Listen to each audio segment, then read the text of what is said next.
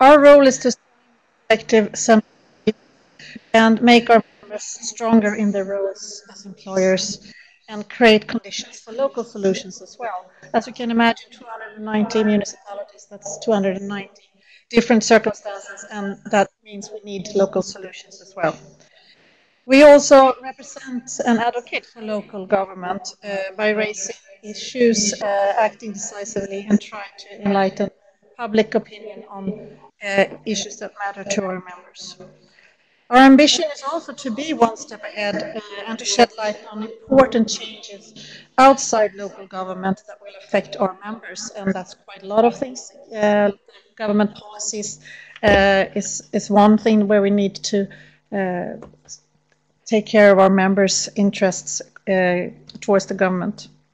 The association strives to promote and strengthen local self-government and the development of regional and local democracy. The association's operations are financed by fees that are paid by the members in relation to their population and tax capacity. Municipalities in Sweden are the authorities that are responsible for preschool, primary and secondary education, as well as important parts of our social welfare systems. That means that it's very important for the municipalities in Sweden to have high quality in their schools as well as prevent dropouts, since the cost of those who drop out and are unable to support themselves will actually be a high cost for the municipalities, as well as, of course, a tragedy for the individual.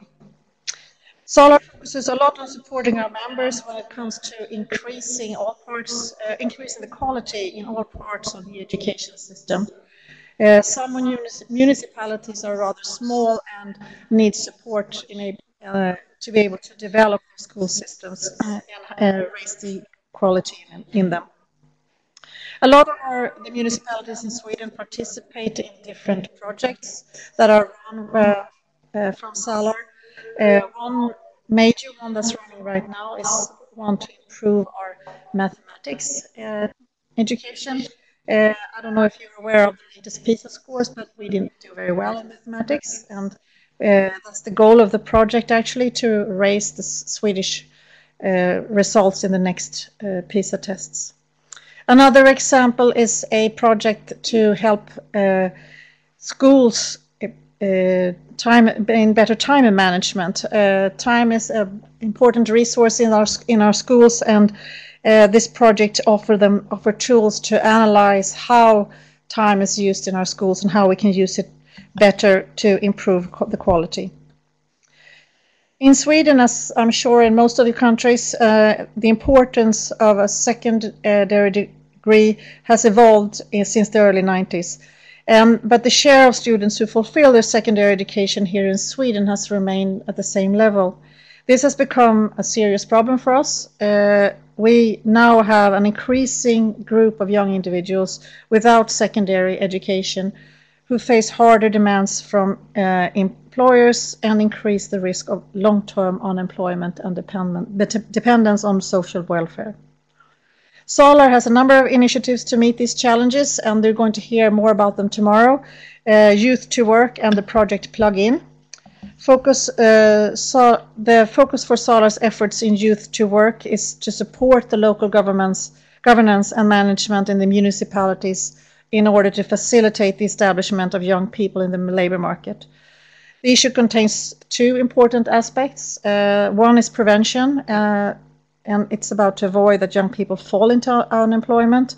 The second focuses on active measures for young people who neither work or study. I will talk more about the Plug-in project tomorrow, but I'll just mention it briefly today. It's a 3-year project started in 2012.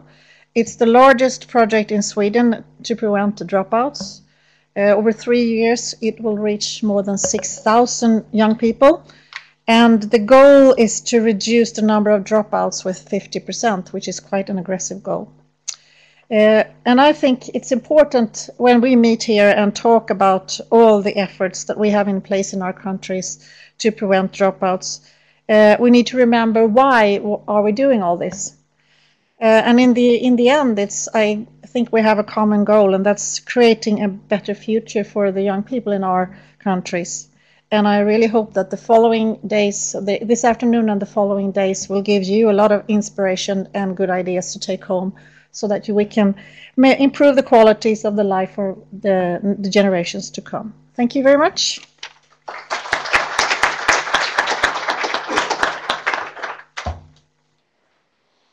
So much to both of you. You can take a seat in the audience if you'd like. Thank you. And now, this workshop has had a very high interest. A lot of people wanted to go to this workshop. Unfortunately, we heard that there have been some flight delays, so all of the people that wanted to be here are not here. But they will be here maybe later or tomorrow. But I think that this workshop has interested a lot of you guys here today, because this is the issue of dropouts is something that concerns all of us. Maybe some of you have young children in the same age in school right now. Maybe some of you have been there themselves, thinking, should I stay in school or should I leave? And I think a lot of you here also work with early school leavers. So I'm a bit curious, how many here today work in the field of young people dropping out of schools? Can you please raise your hand? Some of you. Yeah, and I think it concerns all of us. And I'm a bit curious, because this workshop, what are your expectations on this workshop? What do you expect to leave here with? What information are you curious about? So I was thinking for the next 2 minutes, just to talk with your neighbor, the person sitting beside you, for just 1-2 minutes. What are your expectations on this workshop? What do you want to learn? So starting now, 2 minutes.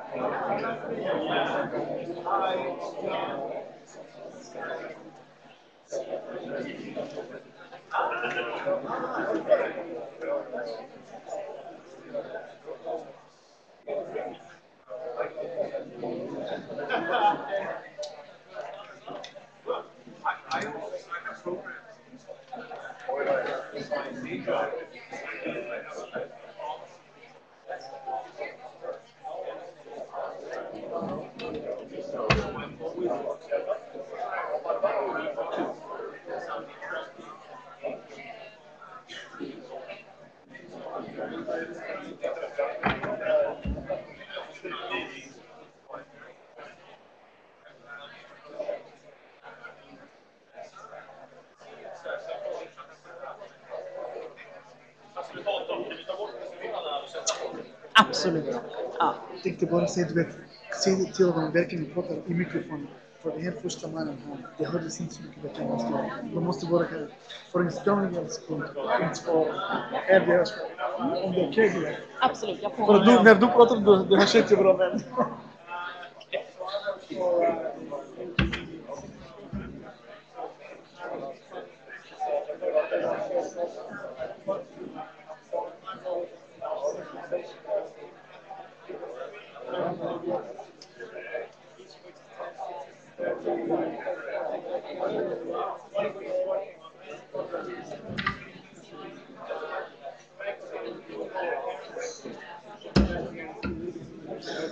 Okay, time is up.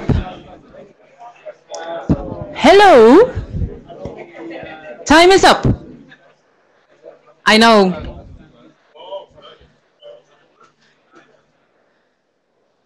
As you see, this issue concerns everyone. You have a lot to talk, but then you can continue the talking after the workshop and continue talking to some new colleagues. Is there anyone in the audience that would like to share what you talked about? Some expectations. Anyone? Hear about what works? What works? Good examples, yeah? That's what I'm interested in as well. Anything else?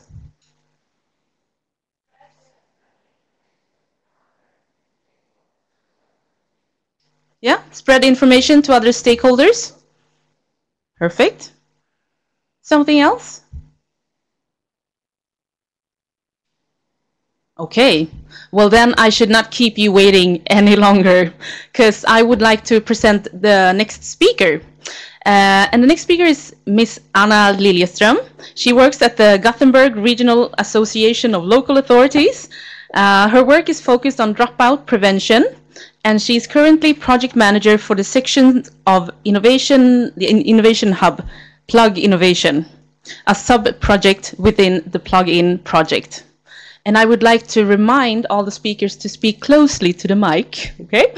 So let's give Anna a warm welcome.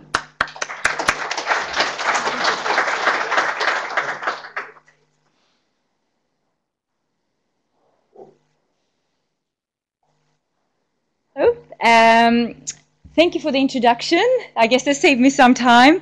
I'm going to talk about the challenge of reducing dropout rates and making sure that all students complete their education, their upper secondary education. And it is a great challenge, although I feel today that maybe the greatest challenge of finding effective interventions will be to kind of cover this topic in 10 minutes because this research has been going on for decades, obviously, and there is a huge bulk of knowledge. Perhaps it's not as systemized as it could be. Obviously, there's a number of interventions that have been tried, and I think taking as a starting point, because we won't have a lot of time, I'll try to cut out a slice of the research, hopefully important and interesting. But there are a number of prerequisites that we I think are important for to keep in mind in developing an effective intervention approach. And one of the important findings, obviously, that the dropout is a process, and it's a process of disengagement. The students disengage from school and alienate themselves, and if we're going to find effective approaches, we need to find ways of interrupting that process.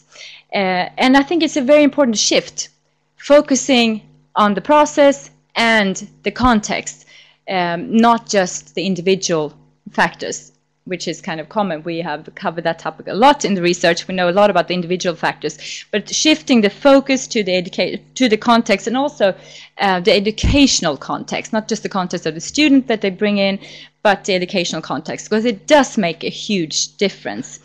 Okay,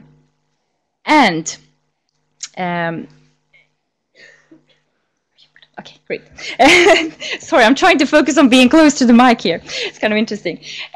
So what are the signs of disengagement that we need to focus on?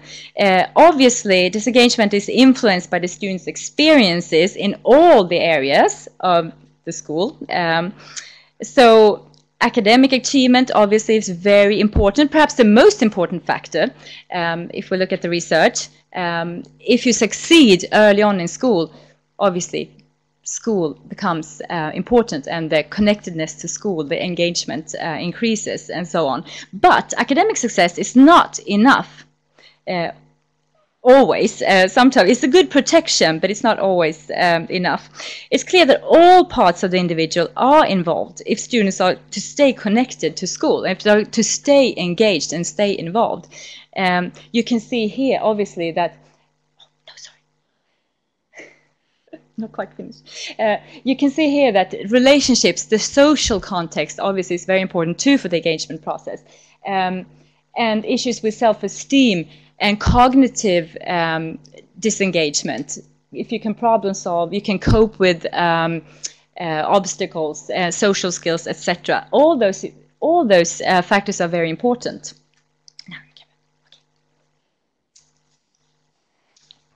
And obviously other factors. So one productive way of looking at this, and many researchers in the dropout area do, is looking at school connectedness as a concept and trying to engage students again in all these different areas.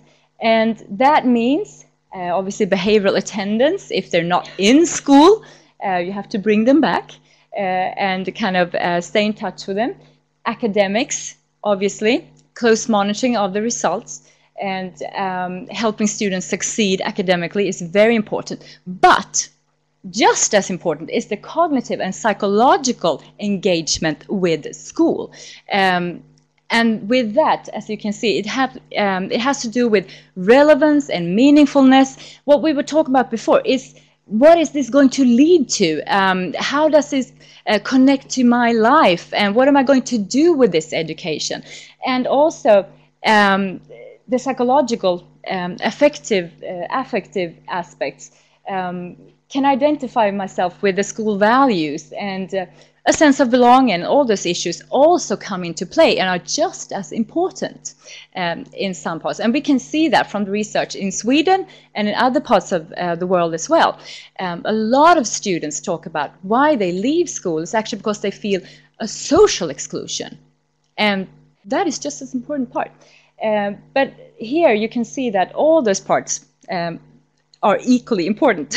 And it's a good framework for looking at how to involve students in various ways. And also it's obvious here how you can see also how parents and families come into play. How do you how do you develop a sense that school is important, and that you are this is going to be a valuable education, and this is going to bring something meaning to my life?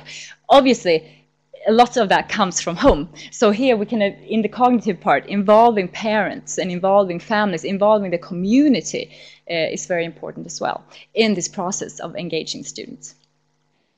Right.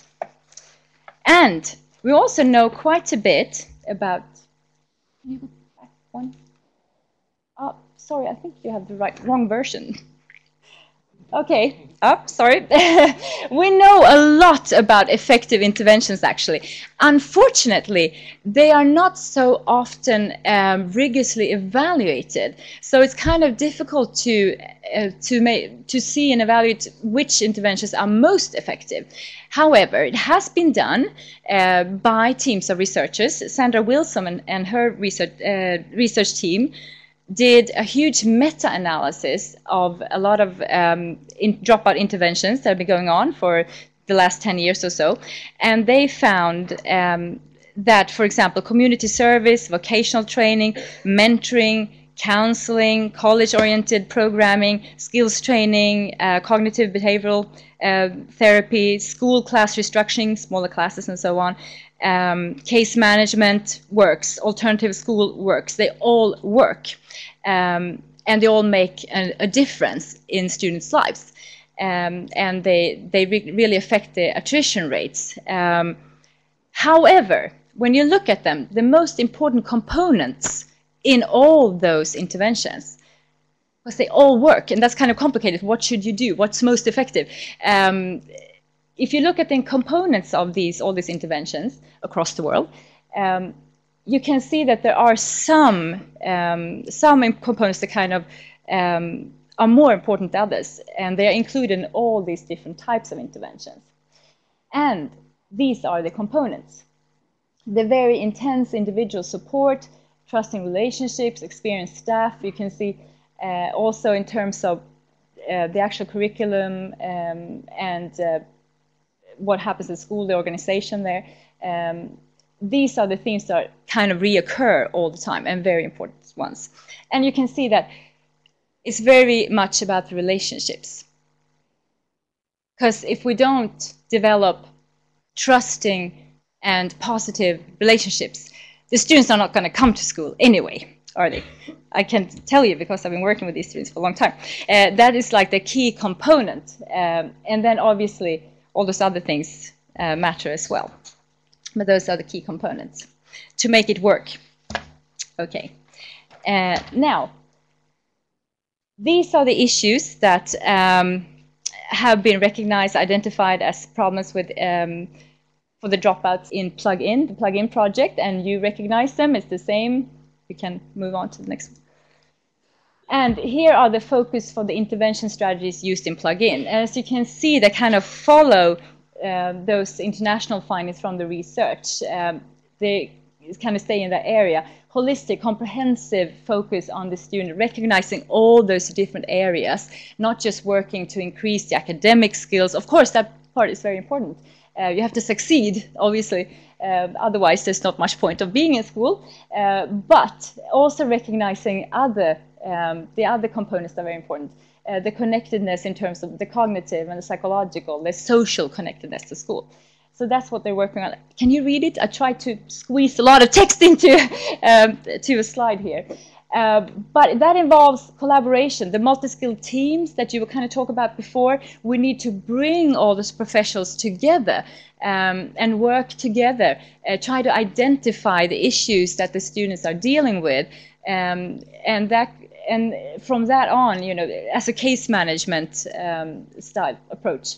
And then you can kind of find the effective intervention. So maybe it's not a way, it's maybe not so much about finding one perfect intervention that works for every child. I don't think so, every student.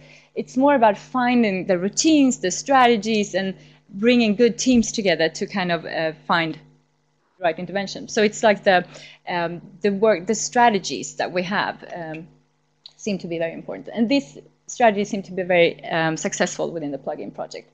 They're working with strengthening connectedness in very different ways. Some of the projects call it school love. It's more like developing the meaningfulness of school. Why should they come to school? And some of that, as you can see, has to do with strengthening, giving the students the tools to deal with issues in their lives. So strengthen their resilience in different ways. And lots about the relationships to others in school, and flexibility, finding the individual programs of study that works for each student, and that could be individual, that could be academic support or social support. Right, and now I'm going to very quickly look at the remedial approaches, but my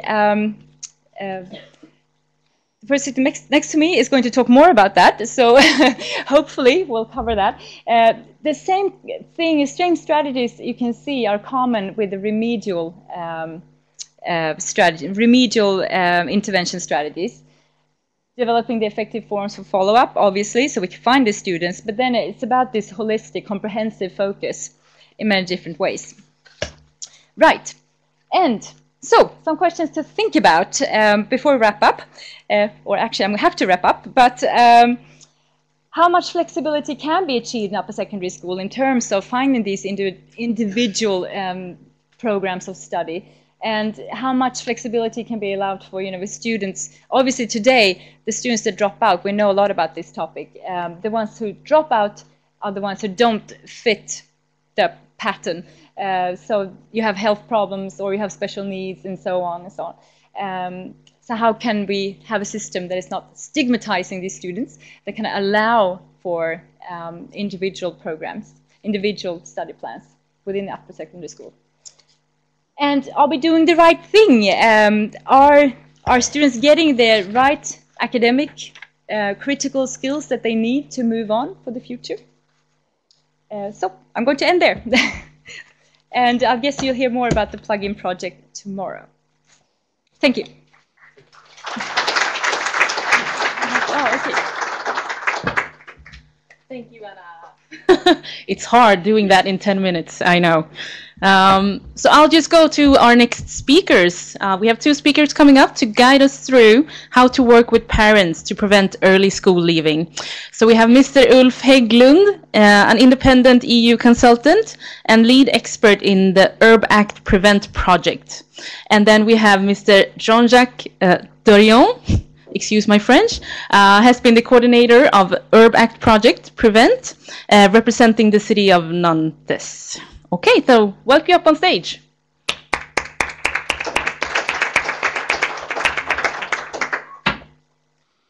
I don't know if you want to share this or, yeah. You're separate that way. You want to sit, Jean-Jacques? No. You'll sit and I'll stand. No. Oh, yeah, you can. Yeah, yes, you can. No, I can't walk on the trees.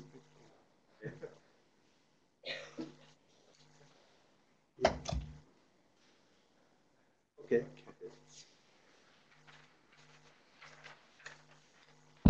Yes, so to begin with, just welcome to not the pre-event workshop, but to the prevent workshop. And thank you to be so many people to listen to this wonderful project. We will try to summarize, Ulf and I, during this afternoon. We don't have, don't worry, we don't have the full afternoon, so I will have to do a bit quicker. So, next one, yeah. Just to present you in a few words, what is our Prevent project? First of all, it is a Eurobike project, so part of the Eurobike program. And as you can see, our network is composed of 10 European cities from 10 different countries in Europe. And we wanted to have this kind of very large network because we think it's important about the topic to have this kind of large overview. Oh yeah, sorry. And also because the situation is different in all the countries. That's why it was quite interesting. And we also wanted to have cities, and most of them are big cities, because we were focused on this kind of problems, what you call ghettos problem, but not only, but urban topics. Of course, it is about supporting connecting schools, parents, and young. All the four are quite important. But in this project, we have a special focus on parents, which is what we will develop just in a while. And it's about combining transfer and development of concrete good practice with structural indicators for strategic support. What does it mean? It means that we have to be very, to be clearly on the ground, with very concrete problems and solutions adapted to the local cities and local situation. But also we have to find a more larger way of thinking to be innovative and to propose at the European level some new ideas, and Ulf will develop about it later, but structural indicators are part of these new ideas we would like to implement in our topics. So the 10 cities are from all over Europe, and the lead partner is city of Nantes, and I am the lead partner coordinator, Jean-Jacques Derrien from Nantes, without S at the end. You know, in France we like to have letters which doesn't have a special role, so you don't pronounce. That's French. But we will not be anything without our experts. One of the two, our lead expert, is with us, Ulf Eglund. He plays at home because he will explain why, or not completely at home, but he will say. And Paul Downs from the University of Dublin, who is a thematic expert. So, involving parents, it's a so obvious topic.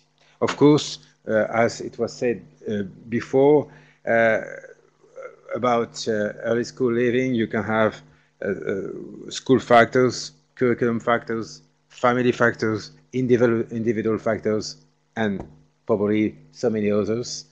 But it's clearly proved now by researchers, and we can see it clearly in the local situations, that the role of parents is very, very important. But just like about the youth, the parents is not only a word for every kind of parents. You have very different kind of situations.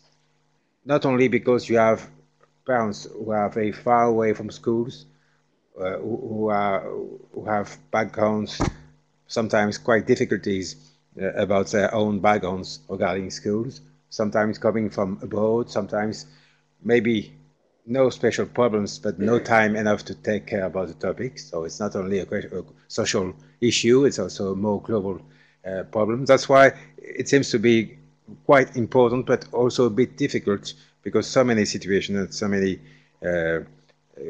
kind of parents can exist.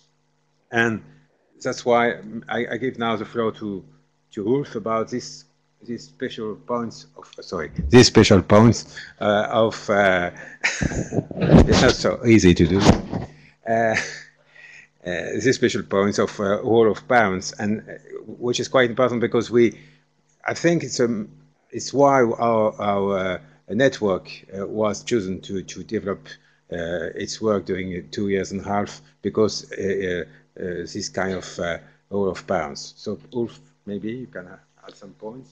Okay, thank you. It's very good to be here to talk about the parental involvement, because I think that all of us are more or less involved in some way in this, let's say, developing on all kind of measures and actions in schools and with kids and with professionals, trying to do something about the early school leaving or the dropout issue. And we heard from Anna the plug-in project, where I also have the possibility actually to be involved as one of the evaluators of the project. So that's it's a fantastic opportunity to just say combine the core measures working with actions to work with these young people in schools, and then also to work with these European cities on the idea of bringing in parents in this kind of preventive stuff. So it's really useful and really nice to try to combine that kind of knowledge. And while we are standing in together, it's not that we were fighting actually about who would be doing the presentation. It's more like, I guess we've been in a way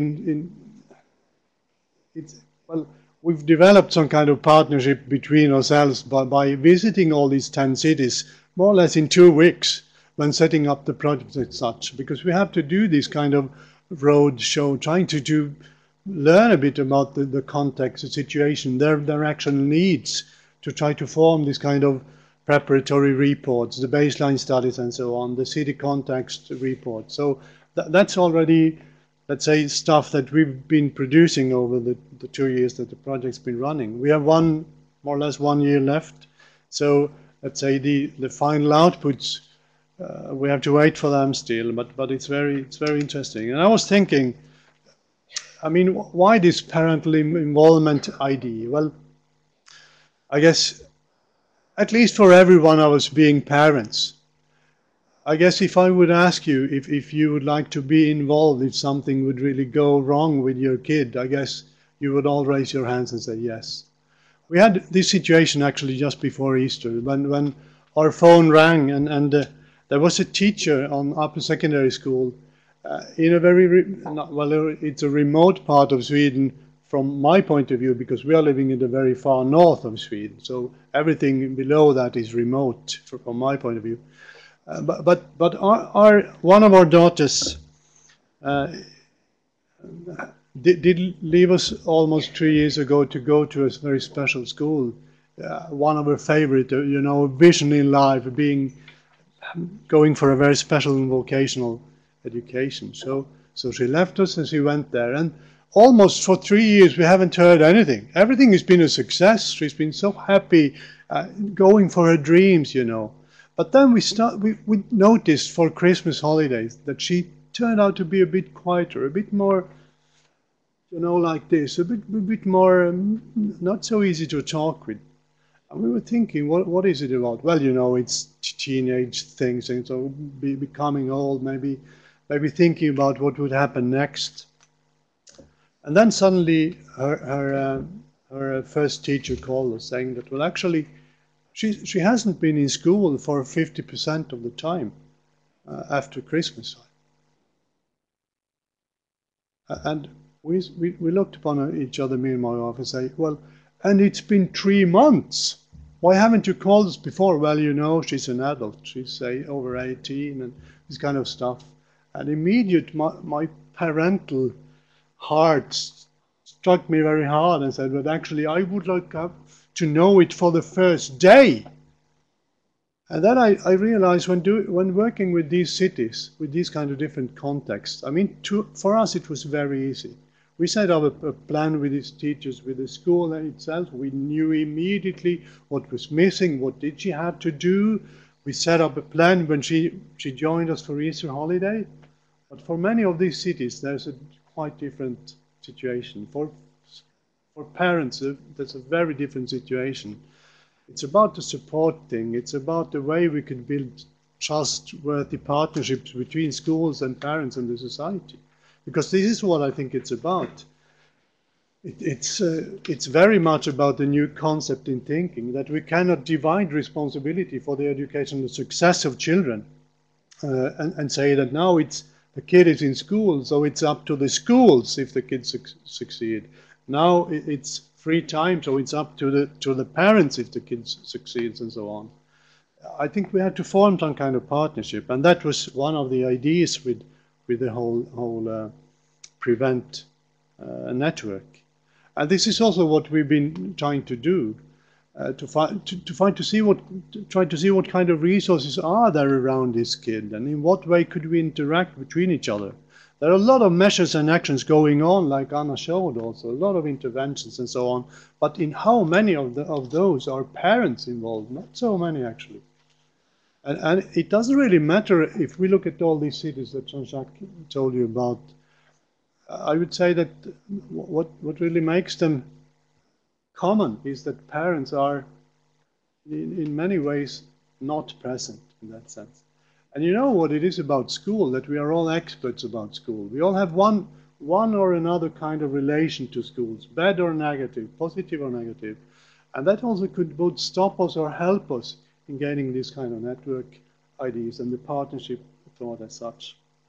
So it's been extremely nice to try to see how are these cities working with these issues.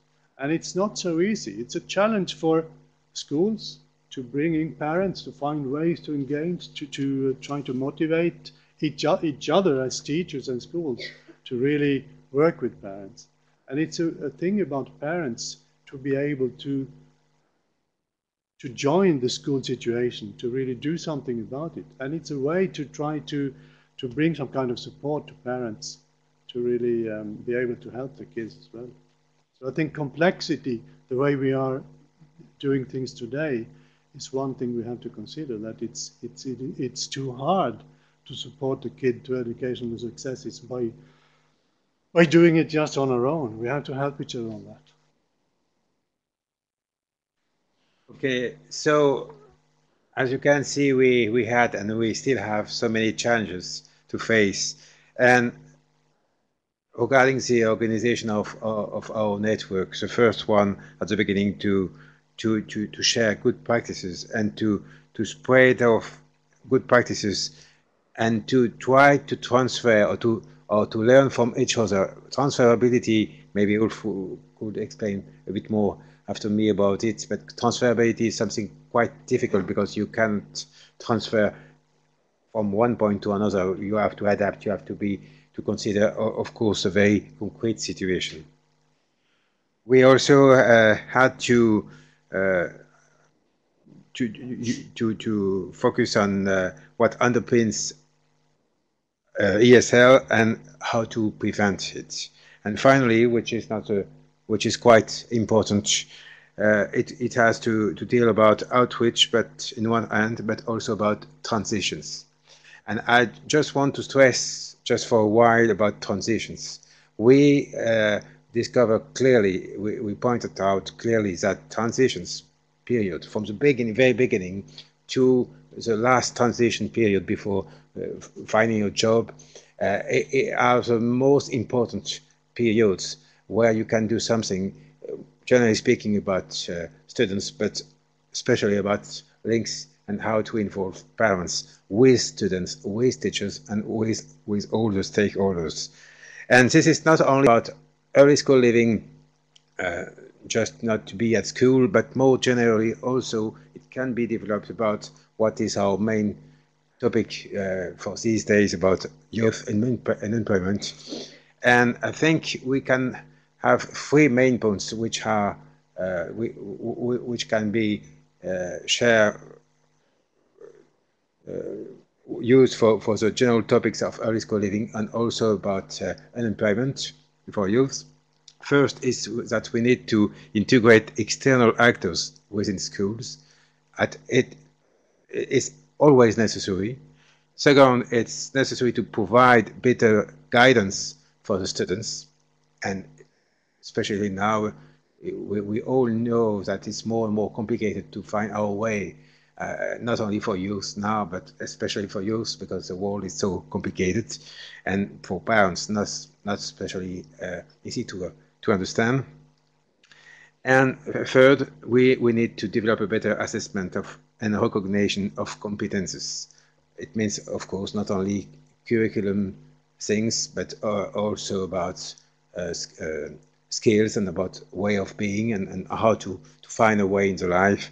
So it starts from school, and it can be used, of course, to find a job just after schools. So that's what the main challenges we just have to face since the beginning of our network life. Maybe, Ulf, about transferability, you can add a few elements. Absolutely. I mean, I think on the slide that are you will have those already on some of the the lead website. Yes, so you can find all these kind of publications and products that we've delivered over the time. But I would say also that when it comes to good practice, we've been talking to these cities a lot. That there are a lot of good practices that they have collected and mapped and also developed.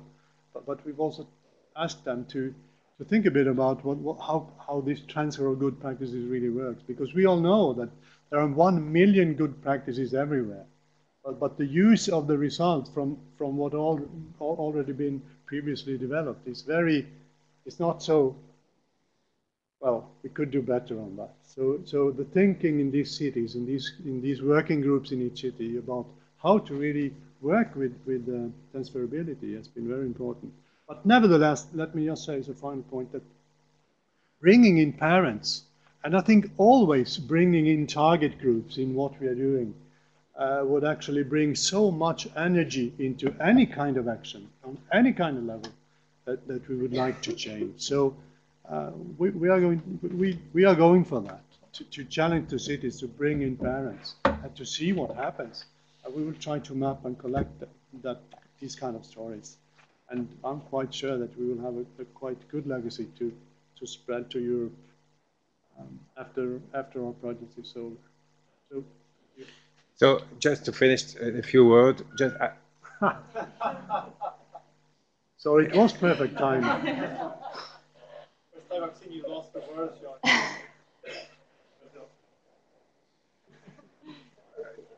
It's over, or? Yeah, it was more forceful than mine. She just held sign here.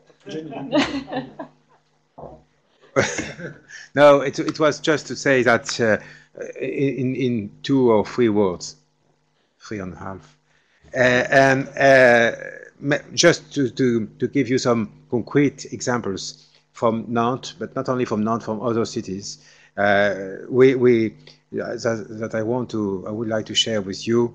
First, that it's quite important to find bridging parents, so to speak to others, dedicated places where people feel confident and comfortable to speak together, and also to know the territory around schools and where all the stakeholders are, and not to be strangers from each other.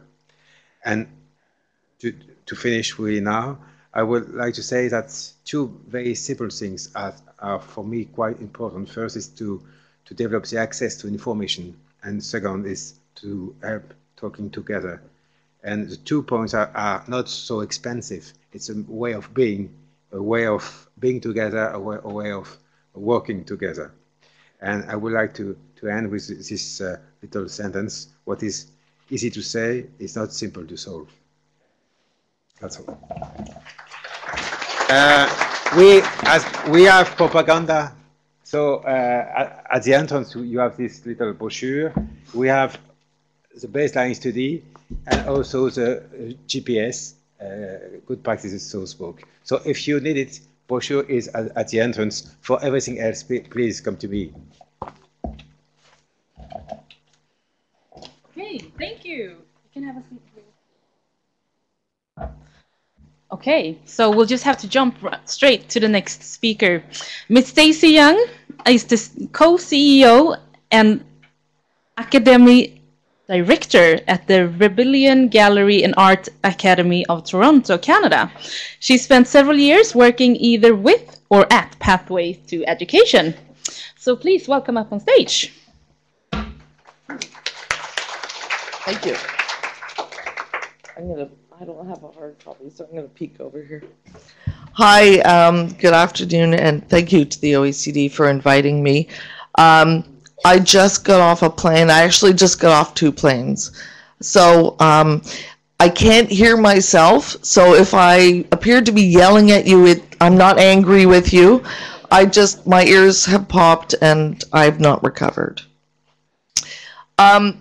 Another housekeeping note before I get into my description of this program and what I think are its the characteristics and the qualities of it that I think lend itself to being a successful model of encouraging students to stay in school. I'm going to note how we just heard that this is such a complex problem, but I'm actually going to suggest it's fairly easy. And if you listen to all the themes that are emerging today, it's highly apparent what works and what doesn't work and what we need to do. And I keep saying that in my home country, and barring the political will to pull it off, once again, I'm going to say we're hearing about the importance of the community context. We're hearing the importance of the role of the parent in these successful programs, about notions of building resilience among both individuals and communities. And I'm going to add, as the former national program evaluation director, I'm going to say the importance of the role and centrality of program evaluation, making it a very intrinsic part of the program itself, so that you have this notion that you're constantly evaluating the results and you're tweaking the program as it needs to evolve. Excuse me. All right. So these are the two the two chapters of my presentation. What is Pathways to Education and the role of program evaluation? So Pathways, okay, let's go next one. All right. So just to cover a little bit about the role of Pathways, or the birth of Pathways. It was born in a community in Toronto made up of I'm going to make this up. It's a bit of an exaggeration, but more than 150 languages are spoken in this region of Toronto. It is literally the world in a very small place, and not specifically in Regent Park, but Regent Park is a community housing project. Recently being redeveloped, but at the end of the 90s was feeling fairly beleaguered. A very high rate of gun violence and drug trade, and the folks that bore the brunt of most of those violence were our young Canadian, Caribbean, Canadian African men who were more likely to end up in jail or dead than finish high school. And the people who decided that something had to be done were their mothers. So the mothers said, enough is enough. This is what we need. And they worked with the local community health network to develop a program that, as we will see, is actually 4 programs in one. But they said to the researchers and the policymakers, these are the 4 things that our kids need, that we can't always give them as single moms or single dads or families struggling to make ends meet. So there was this program I'm about to tell you was a result of 2 or 3 years of community discussion, community planning, community development, and it was established in 2001, and the process started in 1999. So the two questions that drove this exercise was, how do we transform our community, and what is the problem, and what are the elements of the problem, and what are the solutions? Thank you. All right, let's keep going. I'm trying to put it all together. And then the other notion that drove this exercise was, how do we take what we need to transform this community and develop a notion of community succession, so that once we transform the individuals in this community, how do we transform the community itself, and how do we nurture a sense of responsibility and commitment and loyalty to this community, so that the folks who've gone through the program, who've gone on to be social workers and lawyers and teachers, how do we get them back, and how do we recreate Regent Park so that Regent Park is changed, not just the individuals who went through our program? After discussion with, or in tandem with the discussions with the parents, there were some other things going on in the research community. So these are the things we know. And this is what makes the solution fairly easy. We know that to encourage students' completion of high school, we need to get them to go, and we need to get them to remain engaged. We need them to improve their grades. We need, key among these, we need to develop a program that actually tracks students through every year of high school. In most regions of Canada, high school is 4 years or a few variations, but this program, which operates for the 4 years, how do we make sure that as we encourage the student, as we try to keep them in high school, what are the markers that they're on track to completion? So once a kid has fallen off the track, how do we make sure we bring them back in a timely fashion so that we never lose that kid to begin with? We keep them engaged, and we keep in their face, and that's what they used to tell us we did, and it drove them nuts. Get out of my face. Well, no, sorry. I only have 2 minutes left. That's astounding. Okay. So the other thing is to encourage the connections between students, parents, and communities. Okay, let's go to my Greek temple of the, there we go. So you'll see here, as my colleagues outlined prior, the importance of the parents. So we actually make the parents sign a contract saying, you will not interfere with what we do to your child to make them stay in the program, stay in school.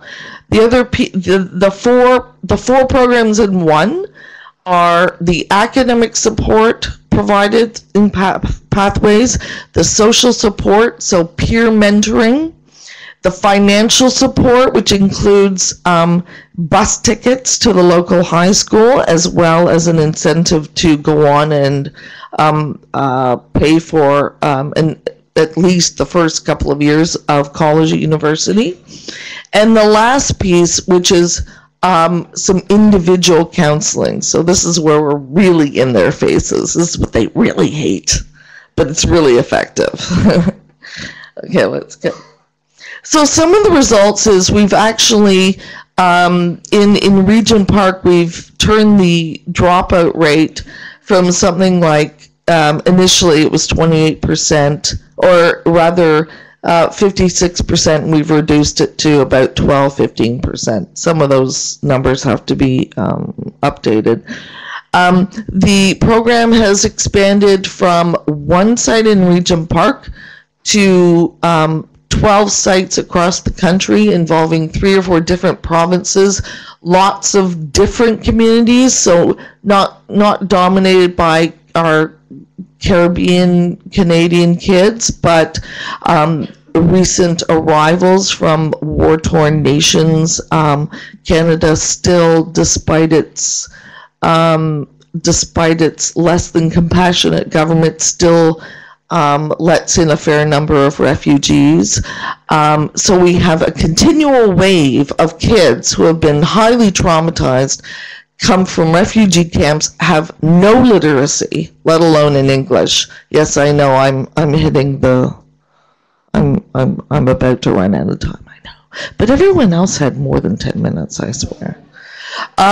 So there's an Aboriginal community too we have in Winnipeg. So now, as the program has spread, we are now able to see, we take this 4-prong model, we continually evaluate the success at the level of the school and at the level of the student and the community, and we consider also the cultural context of the communities we're working in. So in Winnipeg, predominantly Aboriginal, what do they need on top of the 4 prongs that make it a program for them? They thrive when they work with folks across the age continuum. So we have an elder program. We bring in the elders. And another thing we know about Aboriginal kids in Canada is the longer they're exposed to their first language, the better off they are. So that is a key element. Another piece is we work with the population in Kingston, multi-generational Anglo community, a history of generation after generation being dependent on social assistance of some kind. These kids, for some reason, have there's a high proportion of kids with a learning disability. So we realized at some point that these kids needed access to that psychoeducational assessment that's sort of the foundation of human rights in Canada. You get the test, you understand what you need, but you have to be upfront about it. You go through the testing period, and that opens up a world of accommodations, capital A accommodations. So what makes Pathways so successful is, to my mind, and I no longer work there, but I can say this with a great deal of certainty, that the very nature of the program is so entrenched in community. It is community. It's not separated from community. The one learning we have is that the more we know about a community as we open up, as we establish a new program in a new community, the more we know about the particular challenges of the students in that community, the better that program will be, the more responsive it will be. The third thing is the importance of that constant assessment of student progress at the level of the student. So every 2 weeks, we work with the school boards and the schools and the teachers. We know how many classes the kids have skipped. We know where their marks are. We know what their test results are, almost as they happen. And that's what you need. It's time consuming. It's on the costly side, but the returns over time are indisputable. So as I wrap up, and I will, I am going to emphasize the nature of the role of community, the importance of community. The program was born in the community. It needs parents to sign on. It doesn't always get parent support. But that is another essential piece. And the third is that we discovered, sort of by tripping over ourselves because we were replicating at such a high rate the program in new communities, is that we must really truly understand the particulars of the student population we're working with, be it Aboriginal, newly arrived kids, etc. So I'll leave it at that. Thank you.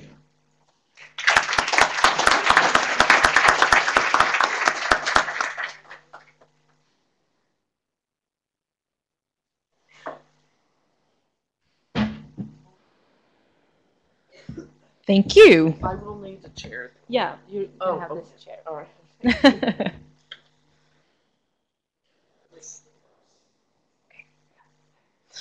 Okay, so now let's open the floor to the audience. I'm guessing you have a lot of questions that you want to ask to the speakers.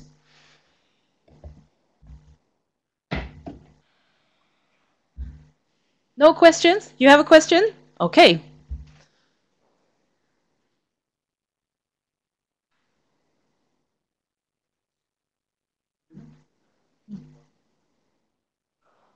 No? Yeah, can you hear me this time? Yeah. Okay. Hi, so my name's Eddie Adams. I work for Urbact, which is the program that Ulf and Jean-Jacques talked about. I just wanted to add a couple of things and then ask a question which cuts through some of the really interesting cross-cutting points you raised. My point is about why this is an urban issue, because in Europe we've set this target of a target of trying to get the early school leaving rate down to 10%. Varies hugely. The reason why it's important to have big cities involved is because if we crack the problem in big cities, we're more likely to crack the problem across the piece. And interestingly, in big cities, we have diverse populations with lots of new arrivals, as Stacey talked about. Big challenges around kind of cultural perceptions of the value of education and learning.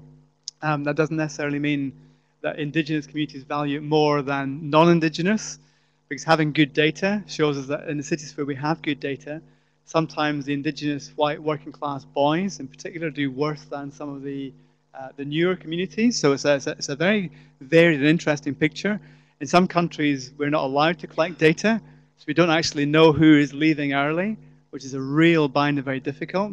And one of the other key things which has come out of some of the work that the Prevent guys have been doing is around the key role of teachers and their relationship with parents, and also the importance of young people from, especially new arrivals, being able to see people like them, in inverted commas, working in the school system. And I suppose my question is around, what are we doing to encourage teachers to take this on board as part of their problem and to actually work more effectively to mobilize all the talents we have, so those amongst the parents and amongst the kids and in the resources, because we've got lots of money invested in this, even though money might be tighter than it used to be.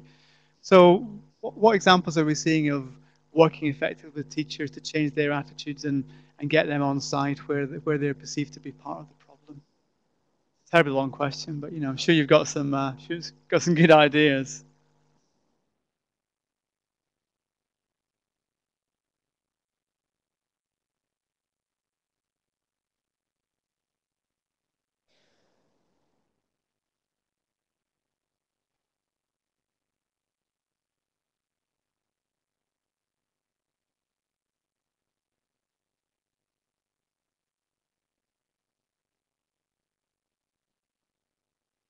Oh, okay.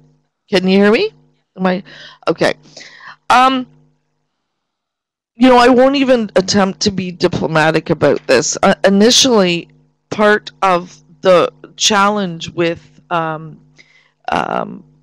schools that we were dealing with, the schools where our Regent Park kids were going, is that they didn't care enough, and so one of the first conversations we had with the principal was, like, why bother? It's an old and well entrenched challenge. That thankfully has changed due to a very different policy environment in Ontario. The program was born in a time when our regional government was pretty much gunning any program that any family or any student would benefit from, and including the funding of public education, and has flowered as alongside some major reinvestments by government in education. But part of this was in fact a reaction to, or because of, the role of teachers, and the role of teachers insofar as they often were part of the problem. I mean, schooling is part of the problem. Pathways was seen as a solution because of its community-based nature, right? So as you tried to combat some of the problems that took place in the formal structures, you worked in the gray areas of these kids' lives. You ran tutoring in the churches. This program was born in the community, so it happened when all the kids were together after 4 o'clock. And it's part of its success, and part of what makes it so enigmatic to government is that it's not a government program. Now, a lot of people feel a little uncomfortable because in Canada we still think that government has a very important, good role to play in the lives of people. It's not irrelevant. It's not invasive. You know, we have this sort of way of distinguishing how we talk about government versus our southern neighbors who see government as sort of this invasive, you know, kind of scary creature.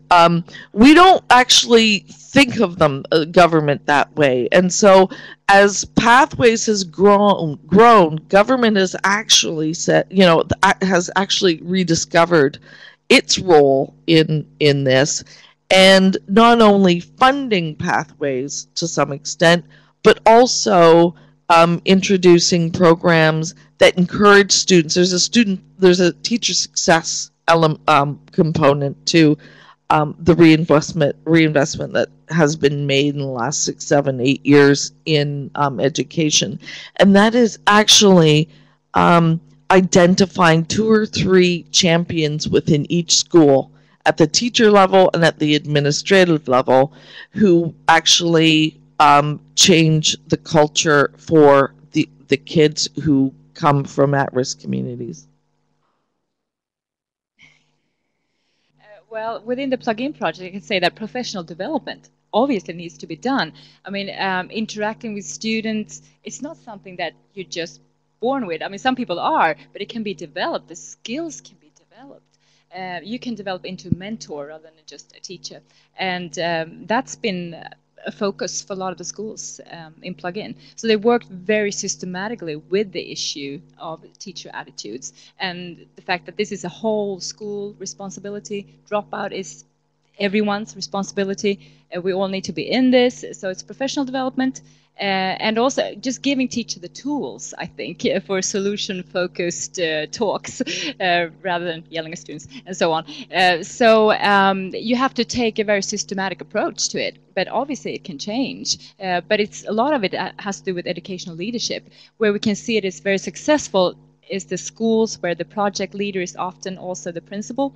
So they take, a grip of the issue from all perspectives, and they involve all the staff in various ways. But I think you have to really work with it. And sometimes, I mean, we don't have a systematic education for how to be a good mentor in Sweden, in the teacher colleges. You don't really learn how to be a good mentor. What is a positive interaction? How do you do that? And but we don't really problematize it. And I think we have to work with it because it's a skill. I mean, it takes a lot of work, and you need to do that work. But we really need to look at it as a skill. We kind of just take it for granted that teachers are just supposed to be able to interact with students in a positive way. But some teachers, teachers like everyone else, we're different. So some of them, need professional development in that area, and you have to take it on. I think it's very important. Good that you brought it up. Well, just like a show, we keep the flow one after one. Just to add very quickly, I think there is a big psychological part in this issue. I mean, regarding the involvement of teachers. I think the most important thing is that everybody has to feel confident. And the situation is different for teachers, for parents, for students, but also for teachers. They have to feel confident. And maybe we have to find the best ways of involving them in a new dialogue, or what we call a trialogue, students, parents, and teachers. Maybe starting from the point that the core group is still composed by teachers, parents, and students. That's clear even now. But the world is more and more complicated, and you are based in a larger territory, and you have to learn to speak to other stakeholders. And you have to. It will be helpful for you as teachers. As teacher, it's not. You have not to be afraid of. And I think we have to find new ways of explaining it to teachers, and it's sometimes more difficult regarding the way of organizing education in a country. I don't want to speak especially about France, of course, but with a very national system, sometimes it's more complicated. But I believe quite a lot in this this psychological part. And so just about urban issues, I just want to add something about coming from last working group of Eurocities we had 2 weeks ago in the very, very nice city of Gothenburg. Again, The best city. the best city. And we had friends from Oslo, and they said that in Norway, it's typically the opposite. Maybe it's a very special situation, but Oslo is much more comfortable than all over Norway regarding early school living. That's strange in a way.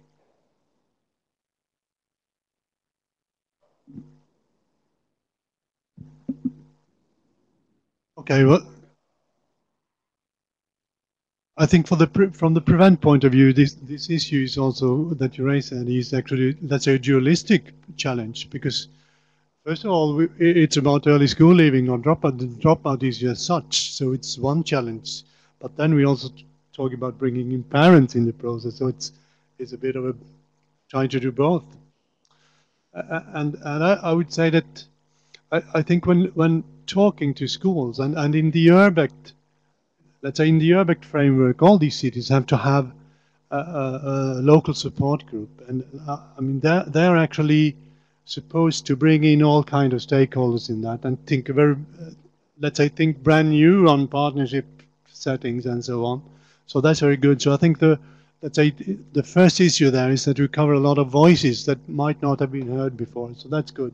And of course, within these voices, it is both parents and it is teachers and school staff and so on. So I think there is a bit of a leveling going on there, and it's an eye opener or a process opener for a wider process in the cities. So that's very good. And what we see now emerging from this collecting of good practices in the first phase of Prevent is that now new things starts to emerge, and that is concrete actions where these partners actually collaborate on things, and that is very good.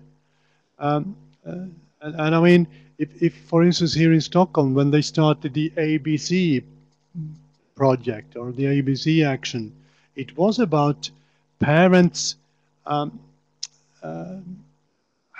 giving parents the opportunity to gather for, let's say, some kind of training dialogue course around with teachers running them, talking about how it was to become being a parent of today, and all this kind of, you know, the things that could be really troublesome as a parent. But of course, I mean, the effect was that these teachers got to know a lot more about the parental stuff and the cultural, social backgrounds, whatever. So it was a win-win situation in that sense. Thank you so much. Let's Yes, just say in we have Sofia, when we are looking on a city with the Roma population as the target group, where we now see them setting up, I would say, some kind of academic structures for networking and learning between parents and teachers. So it's a fantastic move. Thank you so much. Unfortunately, we don't have time for any more questions at this moment, but we're going to have a welcome drink later on, and then you have the opportunity to talk to the speakers and ask all the questions that you would like, because I sure have a lot of questions that I want to ask the panel as well.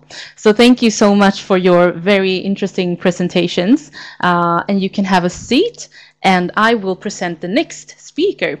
But But first, I would like everyone to just stand up for 1 or 2 seconds just to get some more energy into your body. So, because I know the air is not, we need to, yeah, perfect. Just stand up and stretch.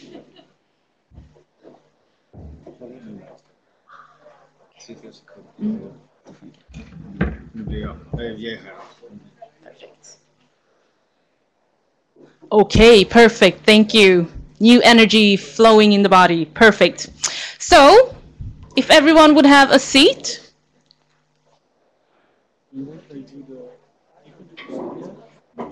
So, our next speaker will enlighten us on how to bring those who dropped out back into education.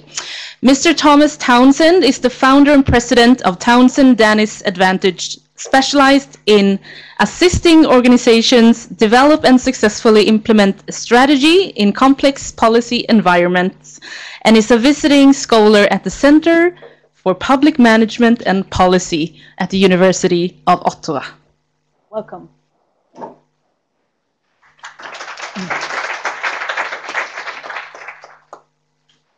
Thank you. The reasons for early school leaving are varied and personal. And once that decision to drop out has been made, there are a number of confounding circumstances that can make reapproaching studies very, very difficult. Because the reasons are so individual and the circumstances are so particular, it makes it a particularly difficult area for policy. In Canada, we have had some success at reconnecting early leavers with the educational system. My work, as was mentioned, is in the field of complexity science, and in particular in applying complexity science to matters of public policy in hopes of obtaining better results. What I want to talk about is some work I did for LEAD last year in looking at a number of individual projects dealing with early school leavers for patterns that might be used as a way of building a framework to help policymakers develop policy for this problem. The educational system is complex by any standards, but what's interesting is the conceptual model, mental model underpinning the system is relatively simple. It's composed of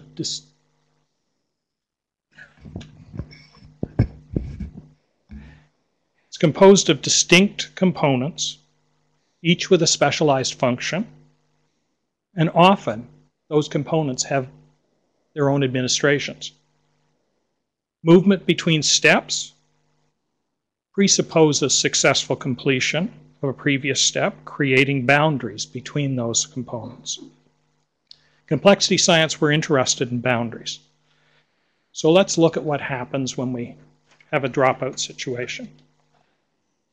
When looking at successful initiatives, a number attempted to blur the boundaries, in particular between secondary school and post-secondary education, and in some cases between the work environment and post-secondary education. With blurring the boundaries between secondary and post-secondary, either allowed the students to straddle the two systems using dual credits. They were both in upper secondary and NPSE at the same time, or by reformulating the boundary at PSE to include studies that were incomplete at the high school level, but necessary for a program at the college or university. Ontario's colleges have been particularly successful and effective in initiatives in terms of blurring boundaries between secondary school and post-secondary education. So let's look at a couple of examples. In Hamilton, Mohawk College has developed pre-apprentice programs that allow students interested in trades to pick up studies and to develop further learning in those subjects that they may not have completed in high school, having dropped out. In Thunder Bay, Confederation College looked at another approach where they went with mining operators determined the skills actually necessary for jobs in occupations in mining, and then developed programs that were specific to that industry that allowed for individuals who had dropped out of high school to do post-secondary education, but meeting the essential requirements of that industry. Quebec also has a program where individuals who have dropped out and are working through a workplace apprenticeship initiative can reconnect with their studies and complete studies that allow them to gain certifications in the vocation that they've chosen in the workplace. Now let's look at blurring a horizontal boundary. The area of interest here is identity. Identity shapes us, shapes how we see ourselves, and in many cases it's been closely linked with the reasons for dropout. This is particularly the case for young men in rural Canada, but it affects a number of other groups, some of which have been spoken to here. Caribbean Canadians, Aboriginals, any number of groups that we have in Canada and in Europe. There are similar groups where identity plays a role in the decision to drop out. But identity can also be an attractor, can also be useful in reconnecting the individual with the educational system. So let's look at a couple of examples here. In Calgary, Born to Be, an initiative by the Youth Employment Service in Calgary, brings young Aboriginal in contact with their culture, but through a program designed and respectful of those cultural conditions, introduces studies that in fact have been missing when the individual dropped out of school. In Halifax, Launch takes a somewhat different approach in working with young women, where it looks at life interest and an identity associated with that life interest. It might be something like photography, it might be something on the vocational side, it might be something to do with family affiliation. But looking at that identity and connecting with it, making the rationale for connecting studies through that identity and allowing the individual to reconnect with the educational system. So that's really very, very quick. I've got 10 minutes, but what did we learn through all of this? We learned that we can use a framework based on complexity science that informs policy and can make the job of creating a policy framework that allows for the application of local context better. Blurring boundaries is an effective way to connect leavers with studies, both through allowing them to straddle the secondary and the post-secondary system, as well as reaching back from the post-secondary system to ensure the completion of those skills that were missed at the time of dropout. It can also work in terms of workplace initiatives such as the one I described in Quebec, where it allows individuals in the workplace to work and complete studies that they missed at the time they dropped out. Identity is an important attractor and can work with large numbers of groups in building a rationale for reapplying oneself in studies after dropout has occurred. So that in 10 gives you a touch on complexity science and a little bit of some of the projects that we've done in Canada in applying that science to the problem of dropouts. Thank you.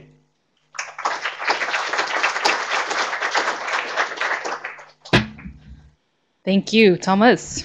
And our next speaker will give us examples from Glasgow on how to reduce NEET rates, those young people not in education, employment, or training. And Mr. Collins leads Glasgow's Employment and Skill Partnership, based within the City Council, has a background in community regeneration, economic development, and young person-centered policy development. So please, welcome Mr. Martin Collins. Hello everyone. I never imagined I would be coming on to speak at any engagement after somebody who's an expert in complexity science. So that's a kind of joyful experience for me, and also to discover that a lot of the work I've been doing appears to actually be based on the same principles, which is kind of terrifying and welcome. I will, over the next 10 minutes, and I will keep to 10 minutes, look at some kind of detailed examples of practice rather than go into the kind of conceptual stuff, because I think we all know about the conceptual stuff, and let's get into some of the activity and start looking at things that really work. And happily within Glasgow, some of the work that we've been doing over the last 3 to 4 years, we have seen some real progress, and I want to kind of share some of that with you, but with the caveat that I don't think what we're doing is creating a solution yet. I think we're doing lots of little repair jobs on bits of the machinery that are breaking down, when actually what we need is a new machine. But maybe tomorrow when I do my presentation again, I can go into that bit. So if we just kind of fire through and again. Okay, so in Glasgow, like many of the countries, certainly in Europe, we have this guarantee about saying that every young person is entitled to a place in learning up until the age of 19.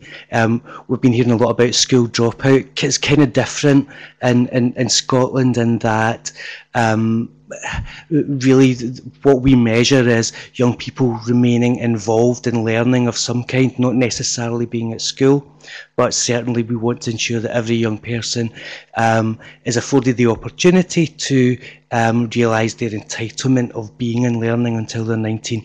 So very quickly, within Glasgow, we have a population of about 500,000 people. Then out with the city boundary, journey to work areas about 1.5 million, which is just under a third of the entire population of the country, so very much the kind of economic capital of Scotland. We have about 35,000 15 to 19-year-olds. As kind of head of employment and skills, it's my job to make sure they're all doing something. And at any one time, we have about 15% of that group of young people who are unemployed. It's not a static group, and kind of moves, and a lot of that is to do with young people making choices that don't necessarily fit their skills or their ability to commit to kind of particular forms of learning or whatever. Can we move on? And just the other thing I wanted to look at in terms of demographics is this slide is really to just demonstrate the kind of extreme disparity of income that we face within Glasgow, and the real levels of relative poverty in comparison to the rest of the country.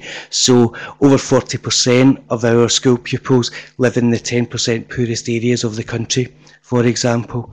So there's clear examples of enduring ongoing poverty in the city. And in actual fact, in the East End of Glasgow, which about a third of our population is, life expectancy for a man is about 62. So the lowest of anywhere in Western Europe, and kind of much of Eastern Europe too. Okay. Having said that, we are seeing lots of improvement in terms of our school leavers. So these two graphs show from 2006 where our young people have gone at the point of leaving school. So this is essentially our population of 16 to 19-year-olds and where they've chosen to go. And you'll see on the top graph, the dark blue line shows entrance into university. So this steady increase. The light blue line is about employment, which kind of went down a little bit in 2008, but has remained reasonably steady despite the recession. And then the bottom graph shows a reduction in unemployment, which is fabulous, to the point where this year our unemployed total of school leavers is below, for the first time, 10%. So when you start thinking about the levels of poverty and all the things that go along with that, and the fact that our school leavers, fewer than 10% of them, are moving into unemployment, we must be doing something right.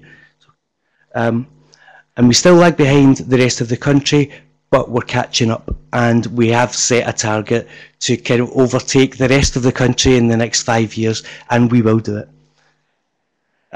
Okay, so questions about how we've improved. Yes, there has been a very consistent approach across the country round about supporting young people in their first choice and what they do post-school. Since 2006, it's no accident that we've seen such a change in destinations from that point in time, and that's brought with it a kind of relative consistency of investment, which has allowed us to have a plan and stick to it, which is always helpful.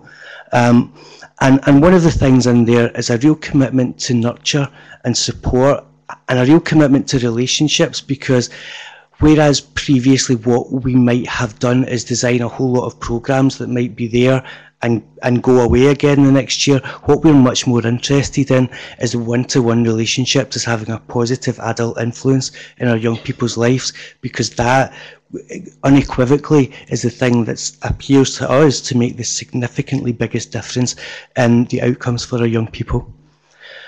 So in very, very practical terms, a couple of things we did very early on.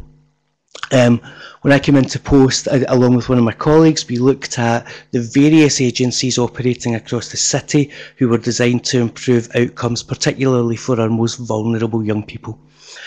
We found that there were about 150 staff whose role it was to work with young people who are vulnerable, at risk of unemployment and that kind of thing. At any one time, going back to the initial slide, we have about 5,000 unemployed young people between 16 and 19 in the city. That's 35 each. That's all it is. And actually, there is no excuse why we cannot have every single unemployed young person being supported by a member of staff who's paid through charities, through the government, whatever. And that was our starting point. It's not really about the number of staff or about the investment in the city, it's how we organise it. Next thing we did was look much more systematically at the needs of our population. We know the reasons why young people become unemployed, why they fall off the rails. Things like attendance at school, attainment, bullying behaviour, dyslexia, if English is a second language, all of these kinds of things. We pulled all of that together into a kind of very smart system, kind of online based system that fits within the schools management information system anyway, which allowed us to have a first go at identifying, right, who are young people who are highest at risk, and let's focus initial attention at those young people. Now, this is not about stratifying or streaming young people, it's about having an early indication of risk so that we're able to plan and determine how we then use our resource more sensibly. Next thing we did was pull all of our organisations together under one roof. We stopped having various bits of paperwork for various services and had one set of paperwork. We had one set of targets. We identified across agencies who was best at doing what, and let's base our service on the needs of our young people and the assets we have within our organisations. So very consciously we took the approach to let's think about what we can do and not about what we can't do and what the challenges are. We move on. Right, if you want to turn your heads kind of that way, one of the next key things was a specific programme aimed at our most vulnerable young people. So we have this activity agreement programme which effectively picks up young people 6 months before they're due to leave school, 6 months before their 16th birthday, and this is for young people who probably haven't even been in secondary education. We work with about 600 of them every year. And I directly managed that team. We effectively looked at a way of how do you put a bit in the middle to blur the boundaries, to ensure that our young people don't fall off the edge of a cliff once they reach their 16th birthday. Can you move on again? And what we did was develop a kind of a two-stage process, one about relationship building. So we have a team of coaches that will go to young people's house or wherever it needs to be. We had a coach who met with a young person every week for 2 months, either side of the front door through the letterbox. And if that's what it takes, then that's what we'll do. What we also will do is say to the young person, there's £1,000. I don't know what that is in krona, but anyway, 10,000, right? So what we will do is say we have £1,000 between you and your coach. Let's figure out how we use that to get you to where you need to be. So immediately we have co-commissioning, we have empowerment of that young person, because they then have the opportunity to design whatever it is they need to get them to where they want to go, all the while being supported by a consistent, responsible adult who's going to work with them at least for 6 months, if not more. What was really, really interesting in year one, I set aside a lot of money because we were a pilot to do this. I set aside a lot of money for that commissioning. We barely used 1/10 of it because we didn't need to. Because what became so apparent was once the relationship was in place, that was enough. And that's the biggest lesson I've taken from the work we've been doing over the 4 years of our activity agreement programme. And last slide. Last thing I would want to say though is we have had success. It has been down to relationships, but I don't think that's nearly going far enough. I think we have to be far more ambitious about what our schools are for and the ways in which we start from age 5 to make sure that we don't have to come in at age 16 to sort out the problems that we've caused in the last 10 or 11 years. We also have to much better engage our partners within the business sector, because we've hardly talked about businesses today. Effectively, we are making sure that our young people are able to make the progression into the labour market. Therefore, economics becomes central, absolutely central to this work, and therefore businesses are the ones who really can make the huge difference, the huge sustainable difference. And people sometimes get a bit antsy about involving kind of private sector or commerce into this kind of education, nice public sector world. But the only way we're going to be able to sustain this work is if we make sure that we have businesses involved in the design of the curriculum within schools from age 5+, and in order to allow us to really blur the boundaries so that kids from the age of 12 up, if they need to be, have the opportunity and choice to be spending half of their time at school, half of their time elsewhere, whatever suits them. I've got kind of part 2 of this to do tomorrow about the direction we're taking over the next 3 to 5 years, but for now that's probably me. Thanks.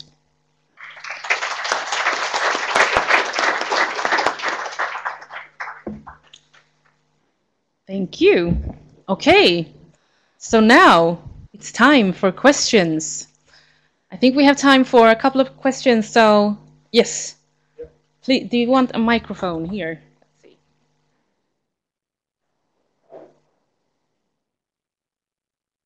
Thank you very much. They're really inspiring contributions. One thing I'm wondering about is that we know that there are some countries, and apparently they're not represented today, that have relatively very high success in integrating young people into the labor market. What we are talking about is trying to bring students back to school. But there's very little about what kind of school. And if you see that in those countries where they really succeed with bringing young people into the labor market and to employment, and where the employment rates are the lowest, in Germany, in Switzerland, in Austria, they have a vocational educational system that apparently appeals to many of those young people that we try to bring into, at least in the Anglo-Saxon countries, a relatively academic-oriented school system. And I'm surprised that we don't question the educational system and the way that we have organized it in many countries. Instead, instead of doing so much to amend something that is missing because there's very little contact to the employers and so on. I don't know if this is a question, but if there is a question, have you not considered to look at what they are doing in Austria and Switzerland and Germany? and maybe try to look in that relation to how we or you organize the educational system. Is it on? Oh yeah, clearly it's on now. That's part 2 of my presentation, actually. It's how we change the education system in Scotland, certainly. Because a couple of points, I mean, certainly in Switzerland, looks like for the last 60 years we've not had a great deal of change in how it operates, and that's one of the issues, is about consistency. And when I was talking about in Glasgow or in Scotland from 2006 to now, when we've seen that consistency of approach, that's hugely helped us, hugely helped us. I think the other issues, it's a complex one because it's to do with value systems of how teachers see themselves and as having this kind of noble profession about the higher arts and all this.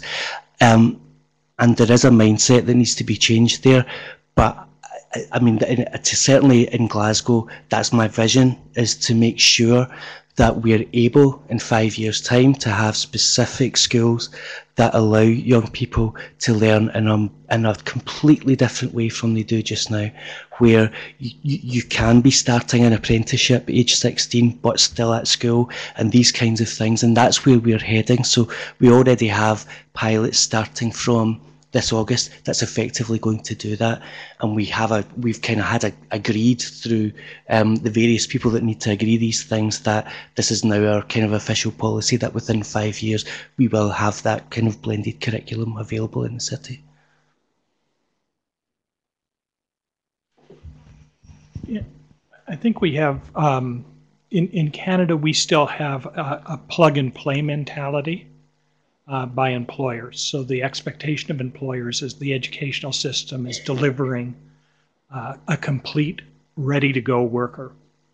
The project that I mentioned about in Thunder Bay, where you actually look into the labor force, in this case specifically mining, and look to match the educational pieces to the job requirements, we're seeing more and more of.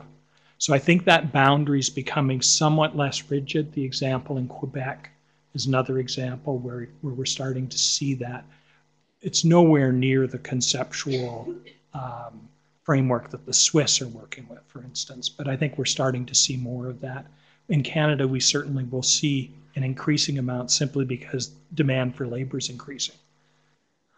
So I think it will improve, but we're a long way away. The rigidity between the school system and the labor market is very, very rigid. In here? Okay, thank you.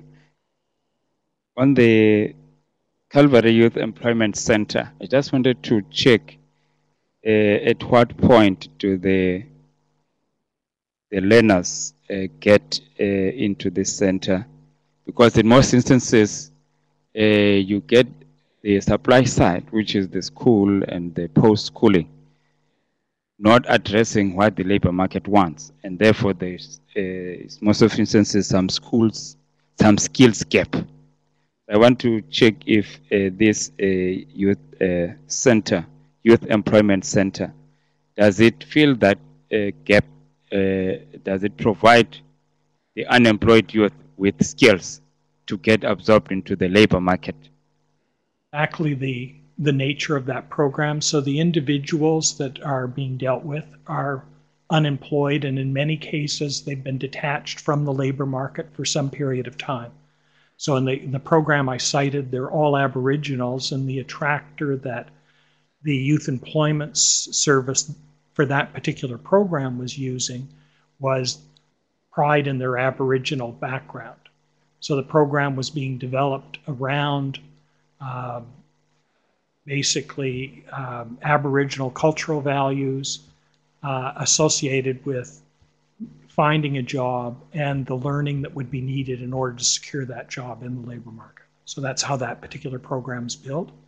There are a number of other programs in that Calgary Youth Employment Service, but invariably at the end that I was speaking to, which is our individuals who have dropped out of secondary school, they're all people that have been unemployed for some period of time, but through referrals from social agencies or through self-identification have come into the employment center looking primarily to get a job. I have one last question. You were raising your hand for a long time.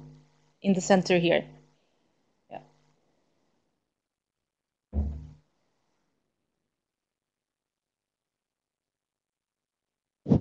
My name is Rainer Aster, and I'm coming from Berlin in Germany. But I don't want to talk about the dual system in Germany, maybe tomorrow. My question goes in another direction, coming more from the educational guidance side. And I wanted to ask it already in the last panel, but I think also for these two speakers, it may be a question. It's about the career management skills. So this was I missed a little bit. Or in other words, isn't the most important intervention to encourage young people in developing skills that help them to deal with their career on their own responsibility, to learn. Do you know what I mean? Is that concept implicitly in the Glasgow example as a practitioner, or in the scientific approach that Thomas Townsend presented? Within Scotland and then in Glasgow, we've kind of effectively revised the entire curriculum over the last 4 to 5 years, which has put at its centre the developing capacities of young people in order that they are as able as they possibly can be to learn and to work and to become kind of motivated enough to take in information and analyse and reflect on that in a way that best equips them for kind of later life. So the interesting thing about the way the curriculum works in Scotland, unlike many other places, is it's not particularly prescriptive about what you study within the subjects, but is much more prescriptive about the way in which young people should learn, and it should be much more about kind of person-centred learning and much more about kind of both group-based learning and kind of project-based learning. And when you then apply that to what the labour market looks like, which is the stuff I'm particularly interested in, across the UK we know that last year 1 in 3 jobs that were created were as a direct result of business startups. Now, the same capacity to learn and use that information is exactly the same kind of thing we need to develop in our new generations of entrepreneurs, and therefore I think we're setting ourselves up really, really well to do that. But it's a really good question actually, and I think dead important. A lot of the individuals that we were looking at in these projects that we were studying, the notion of career is a little abstract. You know, part of the reason that they've dropped out is that they're a little bit like a ship listing at the sea. And one of the difficulties with our labor market as it currently exists is it doesn't allow for much experimentation. You know, it used to be perhaps 20, 30 years ago that you would drop out, you would try 3 or 4 or 5 jobs, find a little bit what you wanted to do, that would give you some orientation, and then you could start to rematch your studies. For a large number of dropouts now, what happens is they just get further and further and further from the labor force. And so it's very hard for them to think in career terms. And it's why this notion of trying to find some other sense of identity that doesn't necessarily have to be much about work, but to get some orientation that can start to connect the individual with some life purpose. And through that, then start to look at things like career and the kinds of studies that can help match the learning to the career. But most of the cases that we were looking at in the studies that I was doing, career is a really, really abstract concept. Thank you. Thank you, Martin and Thomas. Thank you so much. So, now 2 hours have passed, and I have gotten so much new information and a lot of good practice to take back home with me and start working with these issues. I'm going to use just 1 minute to tell you some of the things that I'm going to take with me of today's session. I'm going to take everything, but there were some things that I want to especially mention. Because Jan was talking in the beginning about if dropouts is always bad. And that was something that made me think, well, maybe dropouts, we have to think about dropouts in another way to find those individual solutions for young people. So that we think about that. And Maria then said that dropouts is a high cost for the municipality, but it's also devastating for the individual, and that we can't forget that we have a common goal to create a better future for the young people everywhere. And Anna actually taught me a new expression of school love. I thought that was very, very nice, school love. And I think I'm going to take that back to work and introduce work love with my colleagues. Yeah, so that we find why are we going to our work every day. I think that we need to know that to create a better workplace as well. And Ulf and Jean-Jacques, they also talked a lot about the parents' involvement and that everyone needs access to information. And I think that is something with internet that we can create easy access to information so that everyone can get the information. And that we cannot divide the responsibility between the parents and the schools, that we need to work together with the parents to create individual solutions for the children. And then Stacy, I really like the in-your-face attitude that you were working with in Canada. And I think that is good for the young people to know that the adults actually are not leaving, that the adults are the people that are going to continue to being there for the individuals. And I think that is very important in creating the relationships with the students. And then, Thomas, you talked about how identity creates us, and that we can use that as well when trying to bring back the young people into school again. And that is something that I think that we have to really consider. And then Martin, the Scottish way was very interesting, that you don't count learning only as learning in the schools, that learning doesn't necessarily have to be in schools, that you can learn in other areas, and that is something that is also very, very interesting. So I'm going to bring home the Scottish way to Sweden as well, to see learning as the whole. And I want to thank all the speakers today for interesting presentations, and some of you are going to speak again tomorrow. And I want to thank the audience that you have been active and wanted to ask a lot of questions, but you can do that now, because now it is time for the welcome drink, and it's served right outside here. So thank you all.